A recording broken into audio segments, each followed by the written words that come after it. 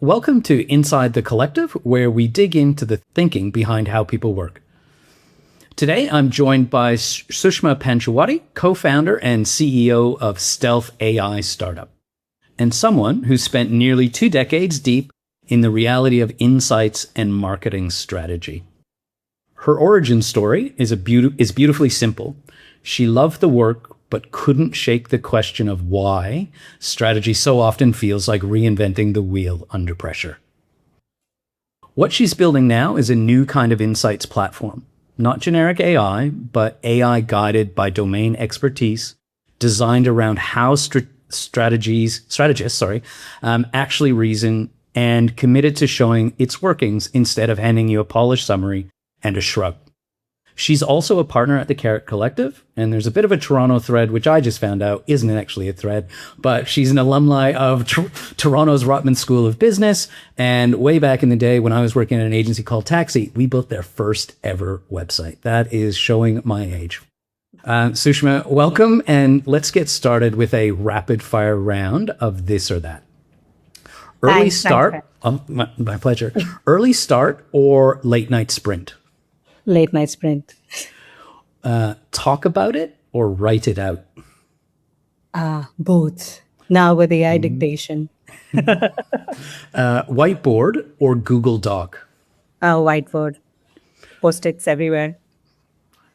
2 solid options or 1 bold bet? 3 solid options.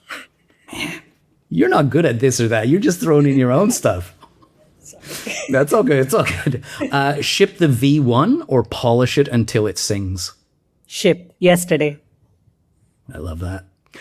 Messy reality or neat narrative? Messy reality. All right. So I'm a huge fan of questions. So I'm going to start with a question about questions. What's a question you're asking a lot right now, and what is it revealing? It's gonna sound both exciting and depressing, but the question that I see myself and a lot of my friends asking these days is where's the world headed, and should we be scared or should we be excited and happy? Yeah, most days I'm just trying to answer that, and I swing. It's a great question. All right. So you've spent the better part of 20 years in consumer insights and brand strategy. What have you loved most about that work? I love that it's all about making connections. Um, I don't particularly take marketing and brand strategy and research for that matter too seriously. I find it to be quite intuitively simple in its understanding, but very hard to execute, which is why we have experts doing the work. But um, I love the fact that at the very core of it, marketing is just about helping brands invite people into their world. And that requires understanding people. It requires an understanding of what's happening in the world. It requires an understanding of um, if you apply the jargon, it's psychology, sociology, culture, trends, all of that. But at the very base, 101 of it is just understanding people and how to connect with them. So that's what I love about this entire thing is you're connecting somebody who does great things, presumably create great products, want to create great experiences for their customers, and there are people who want to live a great life, and how do you bring them together? So that's my driving force and how I'm able to stay sane in this chaotic industry. It feels like connecting people really, really lights you up. Yeah, yeah. Understanding people and making sense of the world. That's my jam. When did the idea we're starting from scratch again feeling become impossible to ignore? And what was happening when that work clicked in? At about 3,500 PowerPoints in, I would say. uh, no, but I've worked with a lot of big brands and on the agency side and also on the client side. And I just found myself like writing and saying the same stuff again and again and again, because a lot of the times, like I said, to me, it's just about understanding people at the moment in time. But um, strategy often feels like you forget the basics and you keep building on top of whatever was last discovered, and you forgot like what you did 6 months ago. To me, that's frustrating because there's so much good work that happens in trying to understand uh, people and markets and culture and all of that, and it just gets buried in the PowerPoint graveyard, and nobody remembers anything after 6 weeks. And it's such a shame. And people go on these ethnography drives and travel to different countries and cultures and take all of that in, and it just goes to waste. So that's to me is a shame. So, in your experience, why does it feel like starting over? What is it that breaks first? Memory, access, trust, usability? All of that. All of that. I think it's a data problem, but it's also a memory problem, because marketing in general, I'm sure, whether you're in insights or not, you would agree, it's become so unnecessarily tedious and complicated. And there are so many threads happening uh, with digital marketing and ATL and BTL and all of these things. And there's so much data. People are drowning in data. There is an overwhelm, there is a overconsumption, overproduction of data. Uh, so to me, big data is no longer like the ask. Like you don't need more data in the world. You just need to kind of look at it with new lenses. Just change your glasses, wear red colored ones, and see what you can find in what you already have. That is the purpose, because the simplicity of insight, the simplicity of strategy, the simplicity of understanding what is it that we can do to solve the problem at hand, I think that's getting buried under processes, data, methodology, 1,500 tools that you subscribe to, 1,200 newsletters. It's just getting so complicated. And I would just love to just ask questions and like, what do people actually think about my brand? That's all I want to know. Like, I don't want to know anything else. So yeah, it's all of the things that you said. It's the overwhelm with big data. It's the memory. Uh, yeah, all of that. It feels like we're all getting lost in the noise and really struggling to find the signal. Yeah, yeah, So, right. you mentioned insights shouldn't have a 6 week shelf life. What are the most common ways a good insight quietly dies inside an organization? In a PowerPoint, but also because when people feel like an insight is too fancy, it's dressed up. Most insights, the ones that we all resonate with, are quite simple. Like people struggle with staying healthy because there's so much good food out there. That is an insight. Like it's not complicated. It is not hard to understand. But a lot of times, I think it gets dressed up in data points. It gets dressed up in but this, but that, but it is not. It is also like this in this type of situation and all of that. And I think with that, there is a kind of intellectualization that happens with jargon, with a lot of stuff that kind of looks overcomplicated, and that reduces the storytelling impact of the insight. Uh, Great advertising folks, creative folks have always been very good at insight. You don't need a PhD in anthropology to come up with a good insight. Anybody can come up with a good insight. The difference really comes down to how you communicate it and how it lands with the people who really will take that forward. If I'm talking to a CEO or the CXO or the CMO or whatever, and I'm giving them an insight that instantly resonates, and I'm communicating it in a way that they get it and they can then act on it and they know exactly what to do, that's a great insight. But often it's like 30 slides deep, written in like 3 slides long. Like it's not simple enough. It doesn't carry forward. Storytelling is a big part of it, I think. I've had a couple different phases in my career where a project manager and it was rewarded for output. And then when I've been a photographer, the reward comes from editing out right? Just simplifying. And it's a weird construct to flip from the more you do, the better you are, to the less you show, the more effective it is.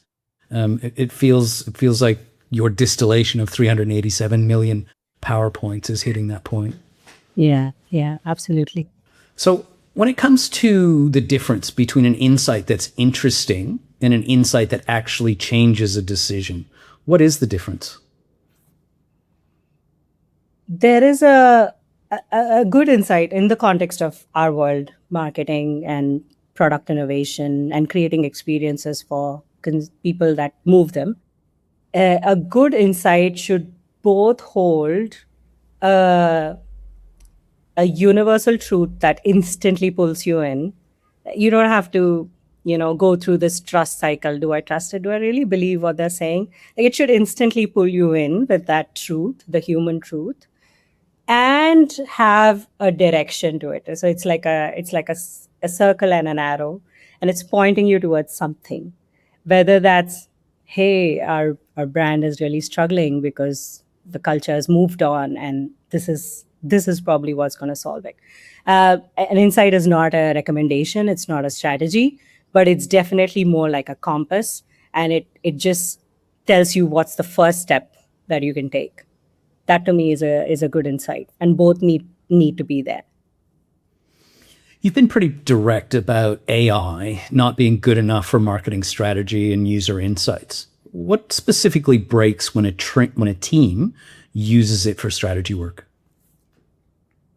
It doesn't always break. I think the problem, the way AI is getting kind of pulled into our world, is that it's a bunch of people. A lot of the times, the kind of tools that are getting, a lot of popularity and uptake, they're kind of being built out by non-industry people.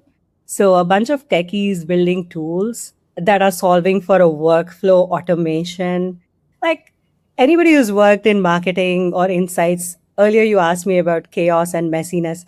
This is a messy world. It's not like fixing an air filter in a manufacturing plant. It is not like if this, then do that. The problem with AI is that AI is not smart. It is not contextual. It can make connections when in a very controlled environment, when you have a very clear workflow. Then using code, you can kind of string a workflow together and automate something. But when it's something this messy, both creativity and human understanding are both highly messy topics. So you try to bring AI into that. There is a way to do it in a way that it doesn't kind of fundamentally go against these expert driven topics. Like, if you try to automate too much, if you try to create like a simple workflow and try to use code to kind of fix it, you will always end up with like a very mediocre average output. Whether it's content, it'll look like 10,000 other ads. If you're creating a website using AI tools, it will look like 10,000 other websites. But you give it in the hands of an expert who's built campaigns before, or who's designed websites before, or who's gotten out insights out of messy data before, then it's like a supercharge. So to me, it's like a catalyst or a superpower to an already powerful or an expert person. But it cannot be like click a button and get a great ad like that. We are not there yet. You you've just given me a different perspective on something that I haven't really been able to crack, right? Everyone's talking about AI and we keep going back to sort of the internet boom and when that came around. And I remember looking at that time and the first websites were built by coders and the back end was beautiful, but the front end was garbage. It wasn't usable. And then the creatives came in and then the front end became beautiful, but the usability wasn't great. And so the architects came in as information architects and created beautiful, usable, functional websites. So those three things coming together, and it's making resonate on what you were saying about AI in the hands of somebody who just looks at a thing one way, you just get the same results out of it. Whereas, using that creative brain to push it is the superpower. I hadn't seen it in that same way of who's controlling the inputs and what the outputs are. As there's something in there. I'm gonna be thinking about that one for a while. Where does AI create a convincing illusion of progress?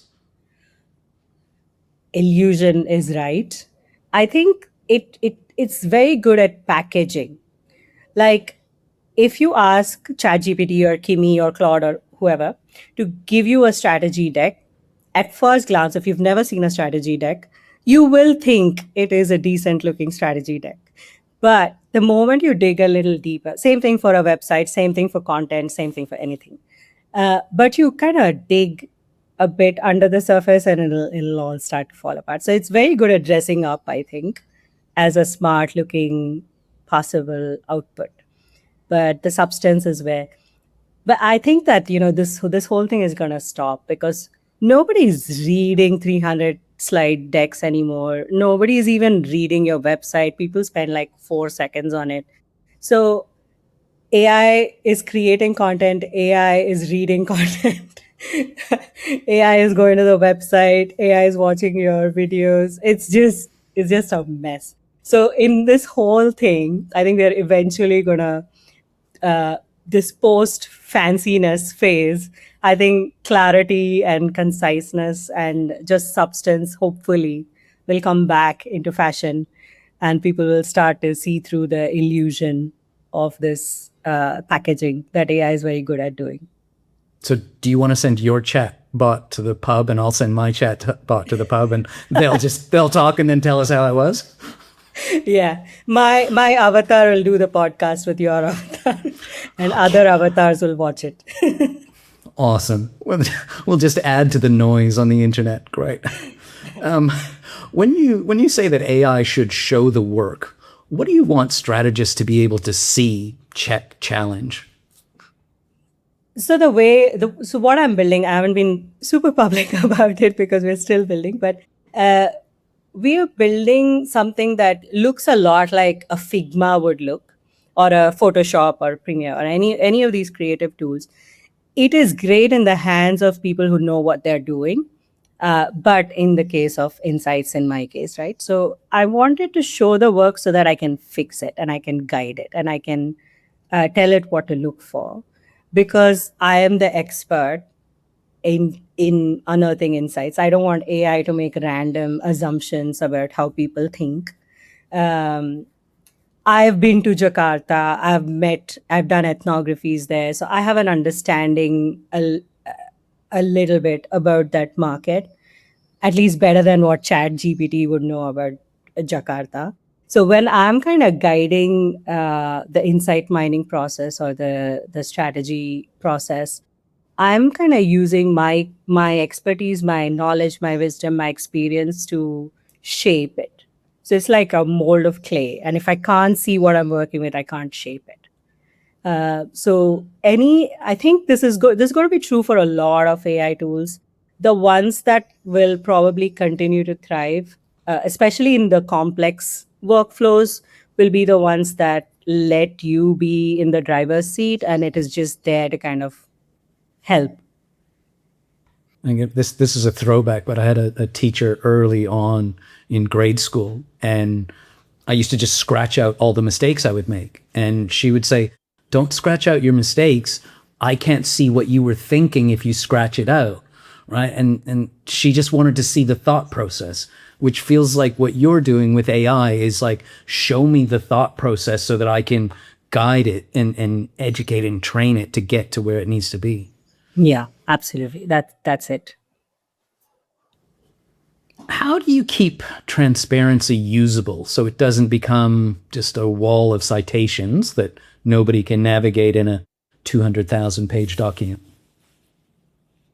Insights, market research, strategy, all of these things, the really upstream thinking on any brand or innovation is all about decision making, right? I mean, it exists if you take away all the jargon and the dressing up and the fanciness. Essentially, somebody's trying to solve a problem and they want to know which way to go, and you're kind of telling them what to do, right? That's essentially what strategy is. And a lot of times, data, market research, all of these things kind of add as trust points or proof points to tell you what to do. Uh, when we say transparency, it's not about citations like in an academic way. It is about, hey, if 40% of your users are coming to have this flavor, but the world is moving towards that flavor, you should probably start thinking about that flavor. Like it's probably as simple as that. It isn't about a wall of text with like a bunch of files or charts or graphs. It's what I was saying earlier as well. I think it's about stripping away the noise and just getting to concise, clear direction, but supported with actual proof points, because you do need that whether we like it or not. If you're somebody sitting at Craft or Coke or Google, you're not going to just be allowed to go by your hunch. You're going to have to convince a whole bunch of people as to why your idea makes sense, and also to do the right things at the right time. uh, Insights can be quite powerful in guiding that light. It's just gotten a little, I think, off track with the amount of information and data that is being thrown around. But my goal with transparency is to really surface the two or three things that matter, and these are this is why we are saying what we are saying. Feels like a single-minded proposition should be single-minded. How brief should a brief be? A brief, a creative brief. Yeah.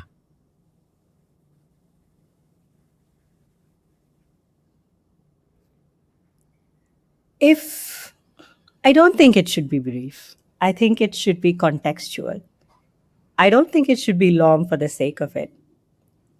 I think it should be purposeful. Like, it's just like when you're hiring someone, you want to tell them, hey, this is what we're trying to do. Uh, this is like, I'm just drawing a parallel with like hiring for my company. This is what I'm trying to build. This is where we are headed. These are my goals for the next year. I'm looking for somebody who can do X, Y, Z, and this is what I wanted to deliver. So I don't mean like it should not be brief in terms of detail. I mean it should be contextual enough to give whoever's handling the brief enough to go on and be like very aligned to why you're doing this at all. The why should be clear. When strategists are doing their best work, what does their reasoning process actually look like?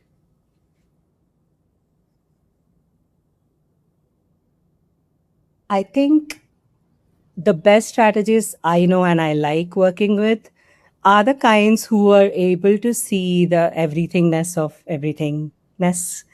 They're able to look at, say, somebody from a Craft or Coke comes to you and say, um, I want to know how to build my portfolio strategy for this particular brand. I want to create a bunch of sub brands. I want to create some innovation lines. I want to think about marketing, positioning, all of these things. So this is a good brief, a good meaty strategy brief. Somebody who's a good strategist, their rationale would include like a colorful set of lenses. You'd look at it from a culture standpoint, you'd look at it from a brand standpoint, legacy, history, mission, what they're known for, what they stand for. You'd look at the category dynamics. Are there a lot of TikTok and Instagram brands coming in? Are they changing the game? What's technology doing to you?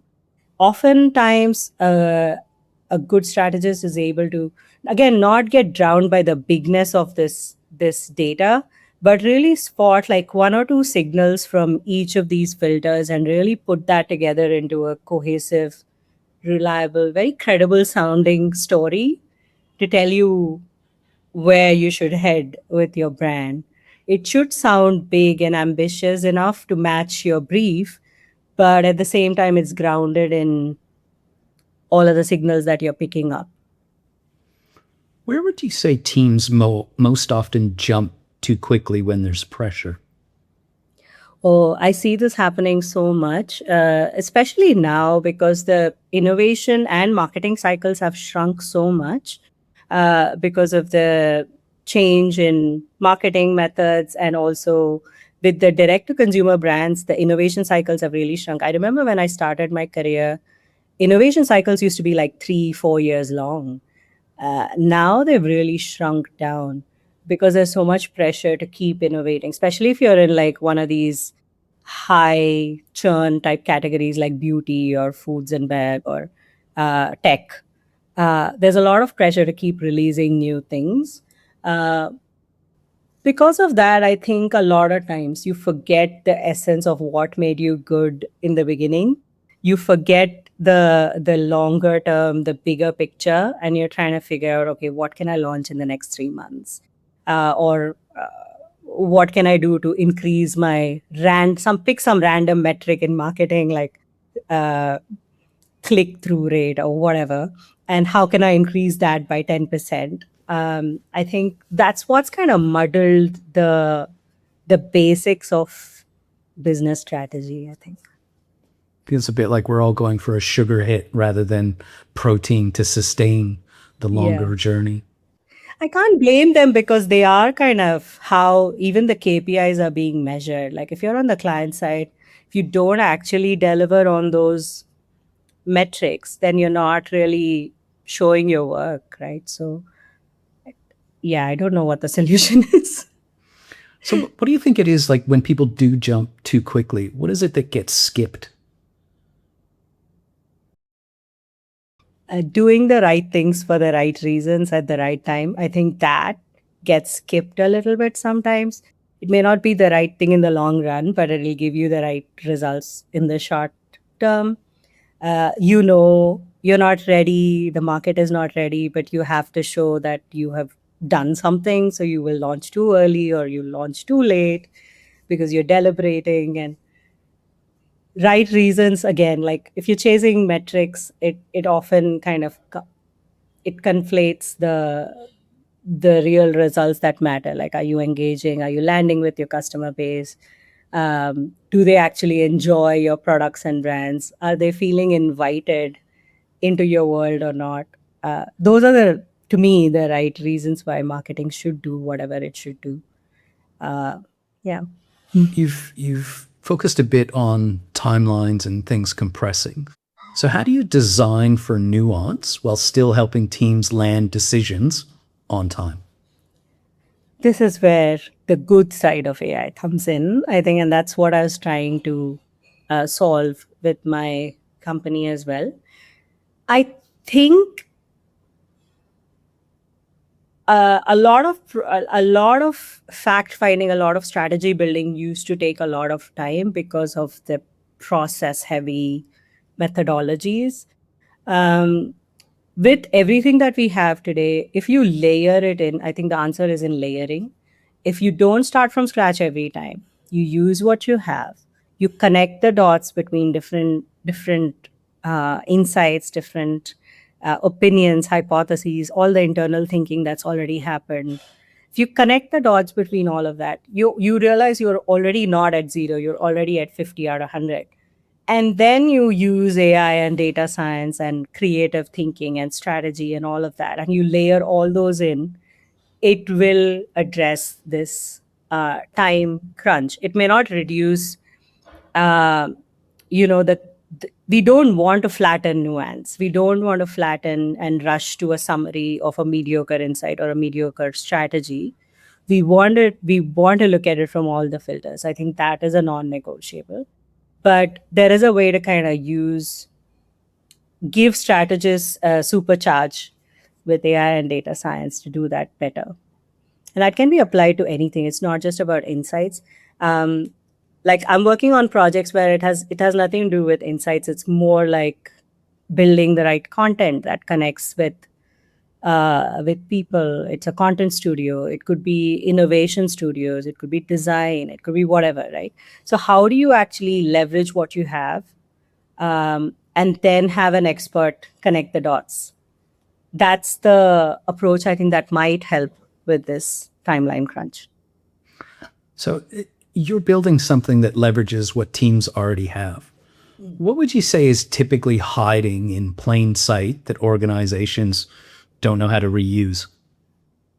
A lot of richness hides in e-commerce reviews, social media posts about your brand. I know people are doing social listening and all of these tracking, but again, they sit in one point in time.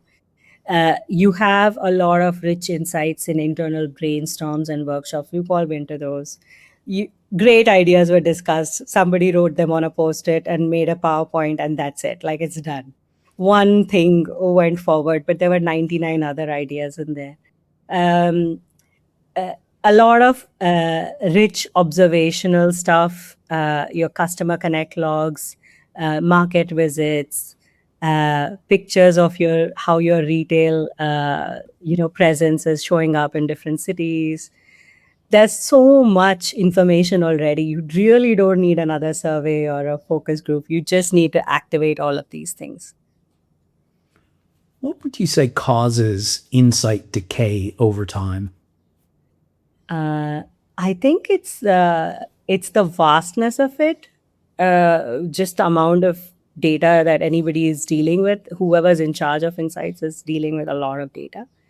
There aren't that many tools. We're building one, but there aren't that many tools that connect all of these things into one place. There's the asynchronicity of it. Like you did something in 2024, you did something in 2019, you did things don't talk to each other. They've all happened at different points in time. I guess it's connected to what I was saying earlier about it's all kind of talking to each other. There's also the storytelling aspect. A lot of this data is sitting in non-exciting formats. It's sitting in Excel sheets. It's sitting in a PowerPoint. It's sitting in somebody's field notes. It's not really coming out. So it's kind of buried deep within. I think that's those are the big reasons. What's a simple red flag test that tells you the output is too generic to trust?